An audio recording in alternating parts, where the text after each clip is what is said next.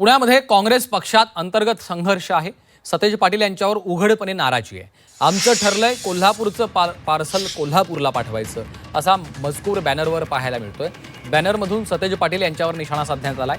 सतेज पाटील पुण्यामध्ये काँग्रेसचे प्रभारी आहेत, त्यांच्यावर मात्र काँग्रेसमधलेच काही कार्यकर्ते पदाधिकारी हे नाराज असल्याचं चित्र पाहायला मिळतंय आणि या बॅनरमधून सतेज पाटील यांच्यावर निशाणा साधण्यात आलाय। आमचं ठरलेलं आहे कोल्हापूरचं पार्सल कोल्हापूरला पाठवायचं असं आता या बॅनरवर मजकूर आपल्याला पाहायला मिळतोय।